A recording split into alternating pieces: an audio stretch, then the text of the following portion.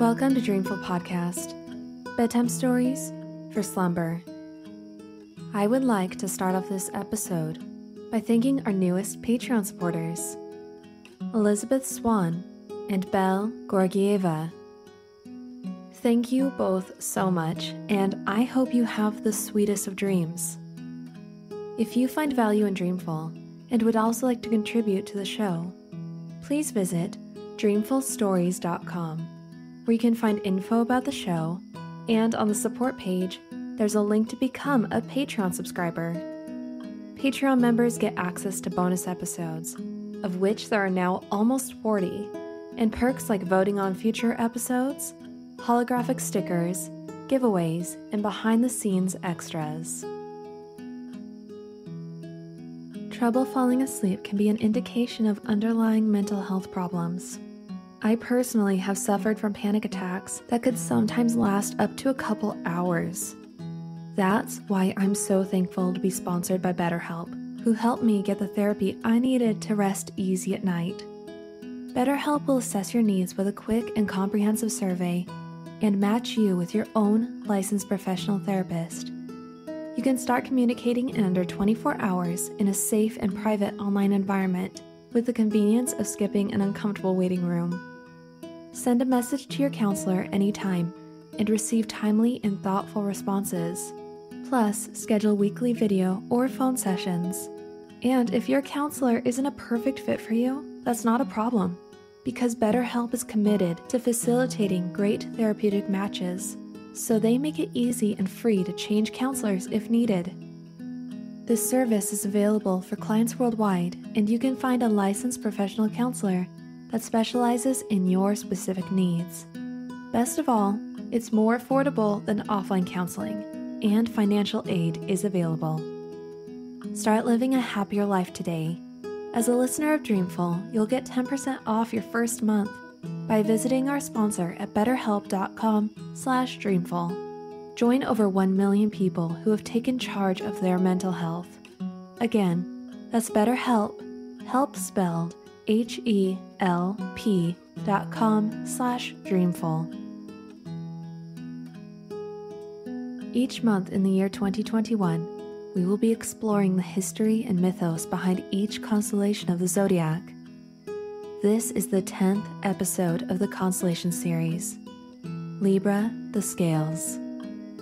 So, snuggle up in your blankets and have sweet dreams.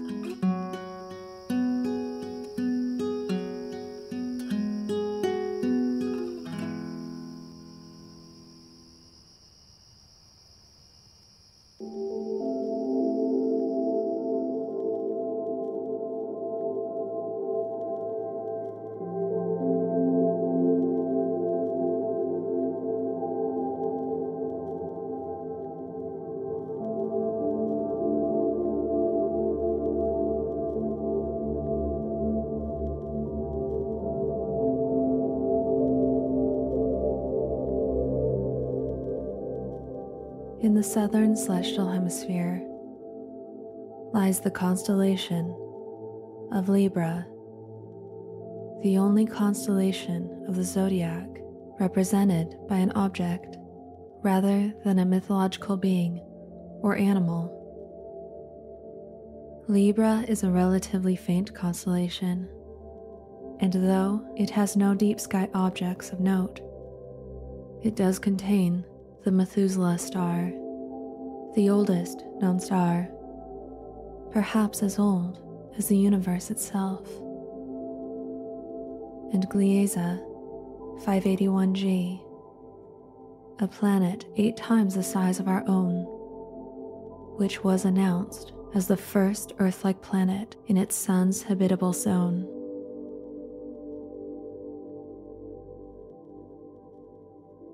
At first, the ancient cultures saw this constellation as the claws of Scorpio, but soon it broke off into its own constellation. The Babylonians associated Libra with the ancient Mesopotamian sun god, Shamash, who was the god of truth and justice. Ancient Egyptians saw the constellation as a sort of boat, sometimes seen carrying Osiris, the god of rebirth and afterlife.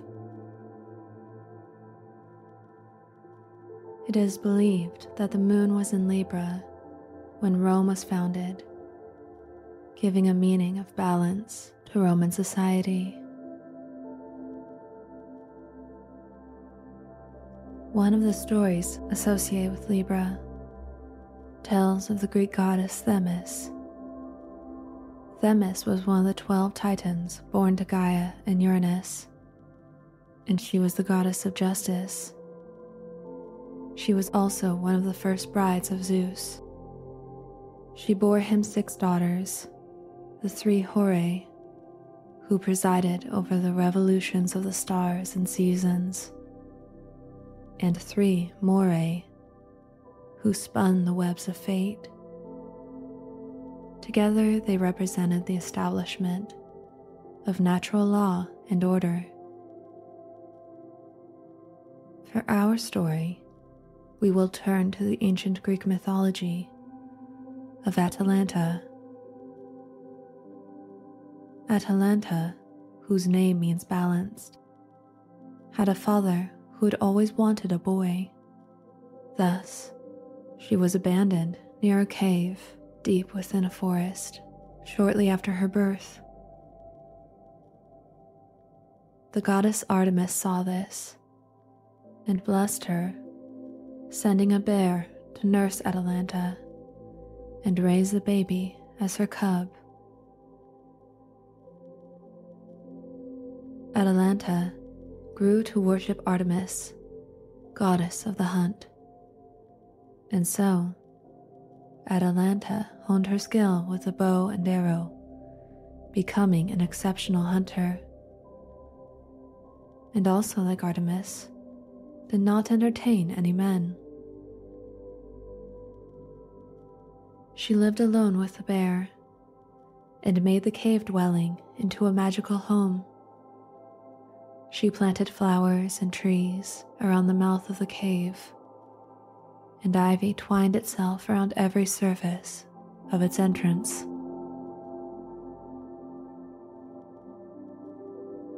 One day, a group of hunters stumbled upon a deep cave, strange and beautiful, and there they found Atalanta.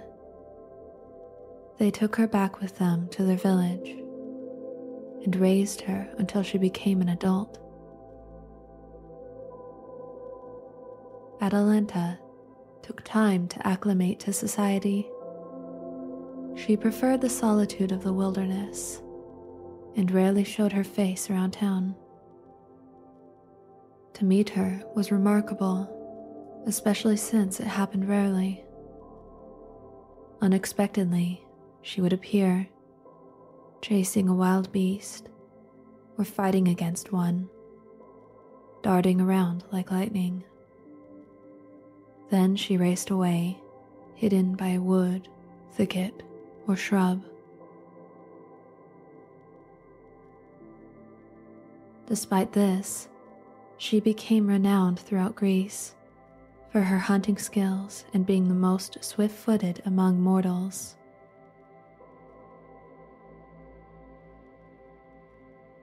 As it is told in the legend of Jason and the Argonauts, the king of Caledonia, Oeneus, had forgotten to include the goddess Artemis in the annual sacrifices that year.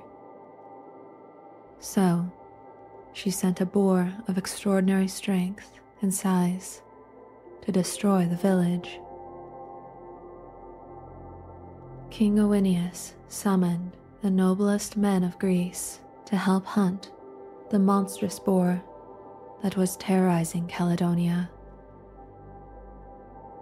Before they began, some men refused to hunt alongside a woman and complained of Atalanta's presence.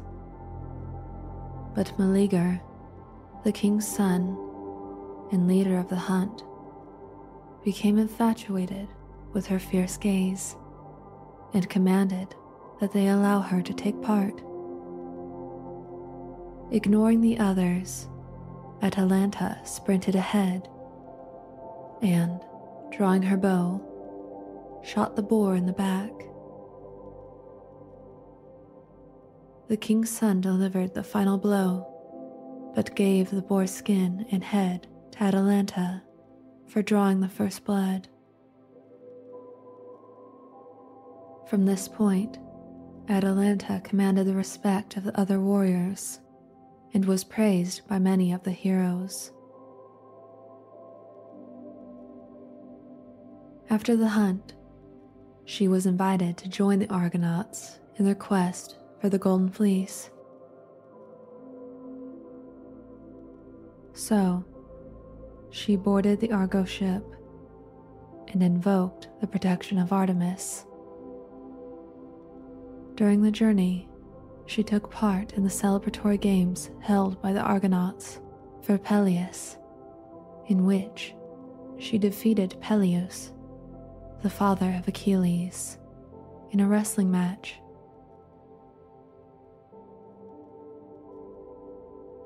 The time soon came when Atalanta's father recognized her fame and brought her back into his household.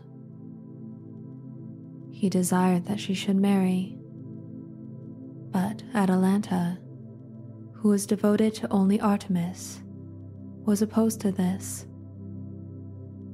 So, she devised a plan. Atalanta told her father that whoever was to marry her must compete with her in a foot race and win. Her terms were that if she caught up with a suitor, he would be sentenced to death. However, if the suitor beat her in the race, then she would marry the victor. Since Atalanta was faster than anyone, she was sure that she would never lose a race. Her father felt satisfied with the terms and agreed.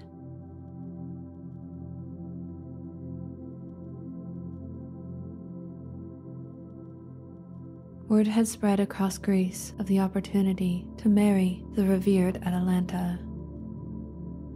Many men attempted the challenge, but each one failed to beat her in the race and were killed. A young prince, Hippomenes, heard of the challenge and wondered why seek a wife at such a risk. So he traveled to the competition to see for himself. And as soon as he laid eyes upon the untamed beauty of Atalanta, submitted himself to compete for her hand.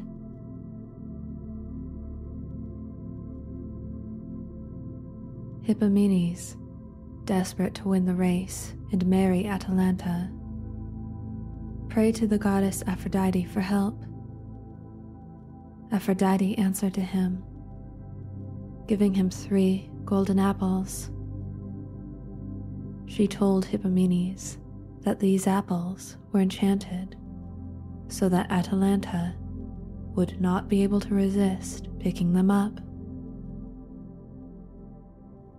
As the race began, Hippomenes tossed a golden apple, and true to the goddess's word, the beauty of the apple was so irresistible that Atalanta could not help but stop to pick it up. And every time Atalanta stopped to pick up an apple, Hippomenes drew ahead. The final apple he threw with all his might away from the course. Atalanta hesitated, but the appeal of the apple was too great, and she deviated from the race to retrieve it. However, that final apple was enchanted to be very heavy, and Atalanta labored to carry it in her arms. Due to this, Hippomenes won the race, and Atalanta became his bride. Unfortunately, Hippomenes forgot to thank the goddess Aphrodite for her assistance in winning the hand of Atalanta. This angered the goddess so deeply that she compelled Zeus to transform the two mortals into lions.